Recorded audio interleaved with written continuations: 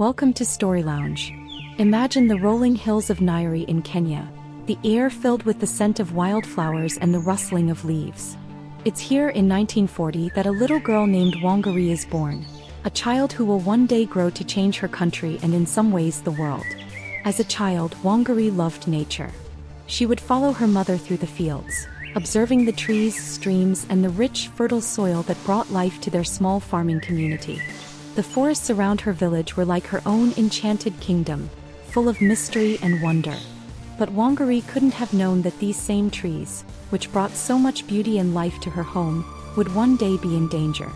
Years pass, and Wangari grows into a young woman with dreams as big as the African sky.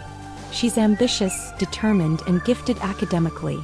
In 1960, she receives a scholarship to study in the United States as part of the Kennedy Airlift Program, an initiative that would help educate future African leaders.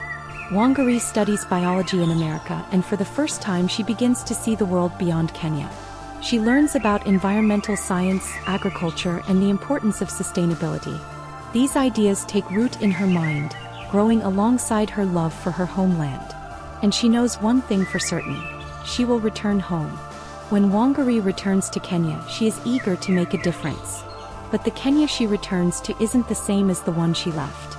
The forests she loved as a child are vanishing. Trees are being cut down at an alarming rate to make way for commercial agriculture and development, leaving barren land and dry rivers. Wangari is heartbroken by the destruction. She sees how the loss of trees affects her people.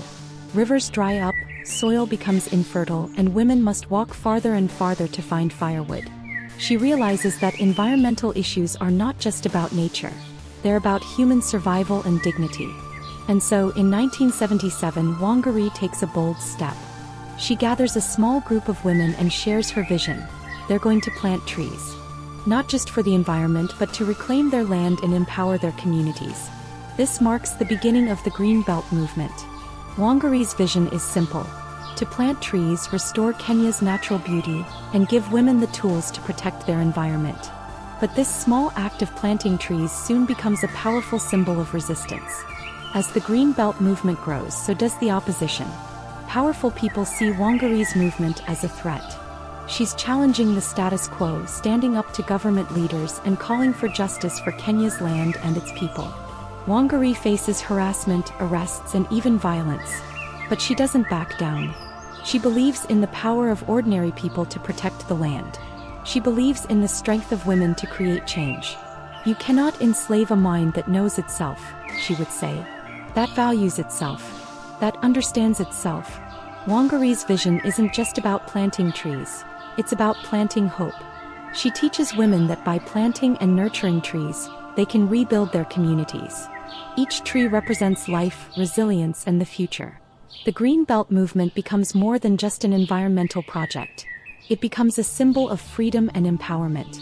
By 1997, the movement has planted over 20 million trees across Kenya, helping restore the land and giving communities the resources they need to thrive.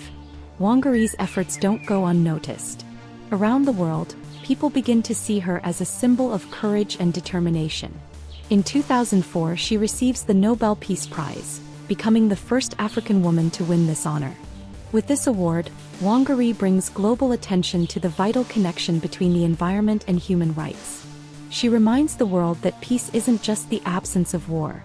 It's about ensuring that people can live in harmony with nature. Even after receiving the Nobel Prize, Wangari doesn't stop.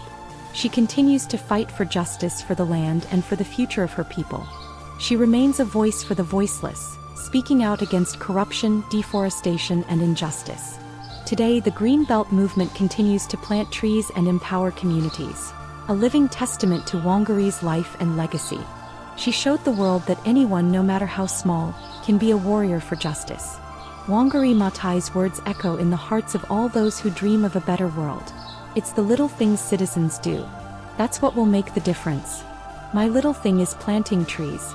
Her life reminds us that true power lies in the courage to stand up for what's right, even when the odds are against us. Wangari Maathai was not only a guardian of the environment but a guardian of hope.